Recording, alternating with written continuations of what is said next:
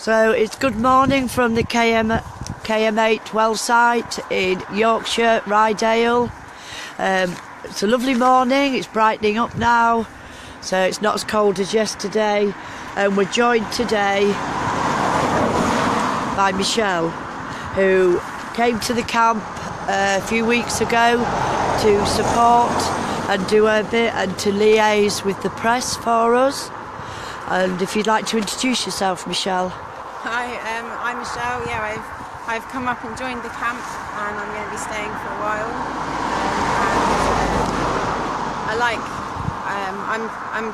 I'm a writer, so I've been helping out a bit with some of the press work around camp.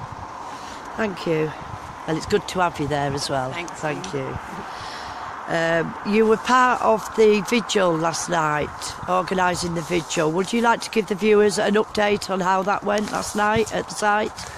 Well, at 7:30 we were really nervous and wondering how many people were going to turn up, and by 8 o'clock we were delighted, amazed. It was overwhelming. The cars stretched up and down the road both directions. There was about 200 people. Everybody came in really high spirits. There was a lot of children. There was a lot of elderly people. There was all people from different generations from all around this area. It was an amazing show of unity. Yeah, I think for me last night, what it showed me is the amount of locals that turned out for the vigil, and that gave me hope that the locals are going to be here to turn out when Third Energy try to roll the trucks in. Yeah. So absolutely amazing night, very powerful. Even kept me engaged, which is something. It was very beautiful, looking out across the crowd while we were speaking and while the violinists were playing was absolutely stunning. It was just a wonderful evening. We had such a great time. And yeah, the feeling of it all was really united. There was a prayer and a silent 2 minutes, which was held by a local retired vicar who lives in the nearby village. And that was really touching, talking about how we can bring our spirituality into these kinds of struggles, and that can give us strength. And I thought she did brilliantly. It was a really beautiful night. Yeah, absolutely. And I think we will be looking in the future at doing another one, because it just united us, yeah. Locals and us and the camp. So a fantastic effort last night, Yeah. Thank you. And would you like to give your view on how people can get involved with this campaign in Yorkshire? Well, we need people down at the gates. This is the thing. If we had just half the numbers that we had last night down at the gates, we would effectively close the entire road. We would close the site down, and that's the ideal, is just to come on down and join in. If you're local and you can come for an hour or two in the morning, in the evening, please come and join us. Some people have even been taking their annual leave and spending 2 or 3 days here with us. We have a beautiful camp. It's absolutely stunning. There's lovely warm spaces and communal food every day. There's a really nice feeling on the camp, and the stars at night are absolutely beautiful. So come on down, we can take good care of you and look after you. I think for me personally, when I joined the camp in December, the stars were just amazing. No light pollution, Yeah. and when you look out, it just resets you as Yeah. why you're here. That was the final straw for me. That was what won me over. yeah. And if we could just update a little bit about interactions with the police. If we could talk about, last night we saw absolutely no police, No. and there was over 200 people at the gates, and there was no police presence whatsoever. So yesterday was quite an interesting day. Yeah.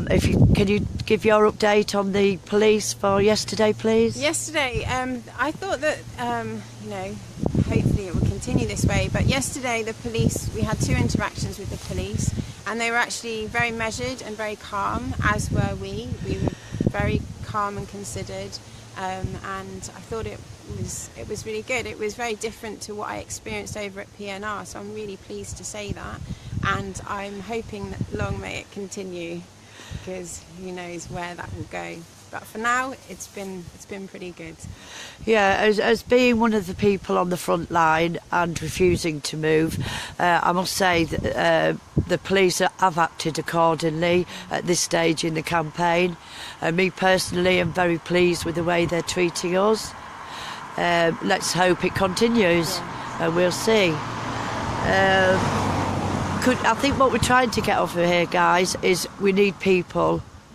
We need people down at the gates to have a presence before the lorries come rolling in, so that we're prepared and ready. And that brings me to, if you could give Third Energy a message, Michelle, what would that be? My message to Third Energy would be the same as it is to all of that industry, I suppose, but this community is really strong and this community is really prepared, and they have spoken and they have been speaking for the last 4 years, and they're not going to lie down now just because you're pushing it through. You do not have a social licence here and you're not welcome. Thank you, Michelle. So, guys, come down, have a cup of tea with us, have a chat, go to camp. You'll be made very, very welcome, and hopefully we'll see you down at the gates. Oh, can I just... we have got a truck trying to get in at the moment. Do you want to tell the viewers about that? There was a truck turned up a little while ago with 2 guys in it. They want to go in and put up signs for Third Energy, so we have refused them entry. We currently have people sitting across the gates, so anyone who'd like to come on down and support, you'd be very welcome.